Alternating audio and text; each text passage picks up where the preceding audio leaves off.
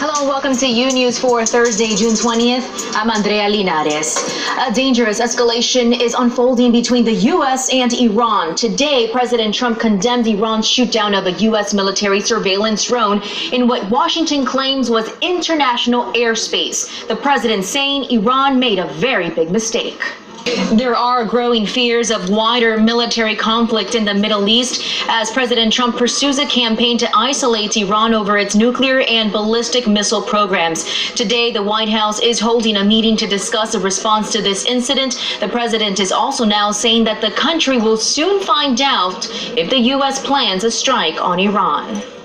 And President Trump welcomed Canada's Prime Minister Justin Trudeau to the White House today. The two leaders holding a bilateral Environmental Protection Agency is rolling back a key part of the Obama administration's strategy to fight climate change. Tuesday night, President Trump claimed the air and water in the United States were the cleanest they've ever been, but that doesn't appear to be true, and many scientists are concerned. Rafael Rodriguez explains. Turning now to the campaign trail, former Vice President Joe Biden is facing a backlash after refusing to apologize for comments he made about cooperating with segregationist senators 40 years ago. Carolina Sarasa has much more. Turning now to an important topic for us here at Unews. Today is World Refugee Day, a moment to build your awareness of displaced people. The United Nations defines refugees as people who flee their home countries due to a well-founded fear of persecution. Of this occasion, Congresswoman Andrea Ocasio-Cortez spoke out about migrant detention centers here in the U.S. housing thousands of refugees. The freshman Congresswoman calling those facilities concentration camps. As Fabiola Galindo reports, despite the pushback from some critics, Ocasio-Cortez is not backing down. Well, in Washington, the conditions of the detained immigrants at the border are being debated. Here in Brooklyn, the Jewish community says there is no comparison. In New York City, Fabiola Galindo, Unews. Venezuelan opposition leader Juan Guaido called for developments right there in Venezuela is Carlos Trujillo. He's a United States ambassador to the Organization of the American States, and he joins me right now. Welcome, Ambassador, and thank you so much for being with us today on Unews. So, as we just mentioned, and we all know that in April, U.S. officials and even Guaido, they tried to oust Nicolas Maduro. This didn't take place. What's up next for the OAS and also the Trump administration as far as moving forward in Venezuela? Well, the leader will be there meeting with Guaido and also with Maduro. What will come about from these meetings? What can we expect? And is this something positive that we're seeing taking place in Venezuela? Well, in the country and even here in the U.S. Maybe thinking, is the U.S. giving up on a transition to democracy in the country? Is there more to come? Are they going to do anything else? The Attorney General recently accused Juan Guaido of corruption, of allegedly leading a scheme that misappropriated funds in February. And what's your reaction to that? Well, Maduro regime supporter, they always say they're behind the whole system. Now, are there any plans to disrupt perhaps its influence that it's been having over Venezuela and also in the region? Out of these protests that Guaido is calling for on this Friday. Thank you so much. Thank you, Ambassador. Have a great one.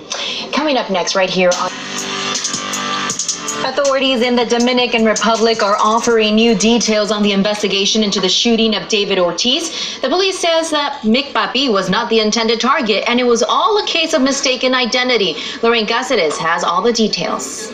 11 people are in custody and police are still searching for 3 more people. Dominican authorities say Victor Hugo Gomez is in the United States and from here planned the attack. Andrea, back to you. Lorraine, thanks so much for that information. Back here in the U.S., Mother Nature once again taking aim at the South. A possible tornado slammed the town of Greenville, Texas on Wednesday afternoon. A local church, just one of the buildings that was severely damaged, but thankfully everyone escaped without injuries. Ricardo Aramarli has the detail. And now to the aftermath of that deadly crane collapse in Dallas. The fiancé of the 29-year-old woman who was killed when that massive crane fell into their apartment is now speaking out about the tragedy that changed his life. Mariti Marungi has more. What a gut-wrenching testimony from that man. A scare in the air for hundreds of passengers. A plane heading to Newark, New Jersey reportedly had to make a scare in the air for hundreds of passengers. A plane heading to Newark, New Jersey reportedly had to make an emergency landing in Nebraska on Wednesday evening. A female police officer shot out to Kansas, where a mother has learned a valuable lesson the hard way. She left her vehicle with the engine running and ran into a gas station. Within moments, the minivan and her kids were just gone. But thankfully, there's a happy ending to this nightmare. Grecia Lastra has more. Come on. After the break, a crisis in India, one closer to home in Mexico. President Andrés Manuel López Obrador will be launching a very ambitious job creation program for El Salvador today. It's part of a bigger plan to spur economic growth in Central America and stop one of the underlying causes of migration to the U.S. Andrés Echevarria has all the details. And today is Thursday, and what does it mean? Well, it means a new episode of Real America is out tonight, and now I'm joined by producer Nidia Cavazos. She has all the details, a little preview of what we can expect tonight. What will you have for us, Nidia? That's right, Andrea. Today is Thursday, and today we are taking our viewers all the way to El Salvador. Why? Because this Central American country has long had problems with contaminated rivers and a lack of access to clean drinking water, Andrea. Now, it's a challenge for people to get water on a daily basis, and when they either buy it or have it delivered to their homes, it's normal for them to get sick from how contaminated it is. Either it has too much chlorine, or there's even fecal matter has even been found in it. That's just so terrible. We take that for granted here in the U.S. So what is being done in response to this situation? Well, actually, instead of addressing the lack of availability, the government has now a plan to privatize water. So it's a common resource we do have, like you said, here in the U.S., but in El Salvador, it's a scarce resource. Activists say they will continue to take the streets to prevent privatization efforts because a country with no water has no future, Andrea.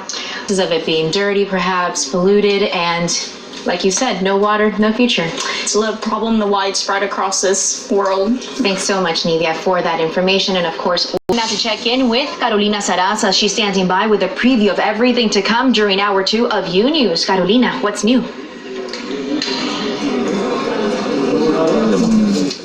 Pennsylvania are saying they were able to stop a terror plot. A man is now accused of staging an attack against the church, and we have all the details.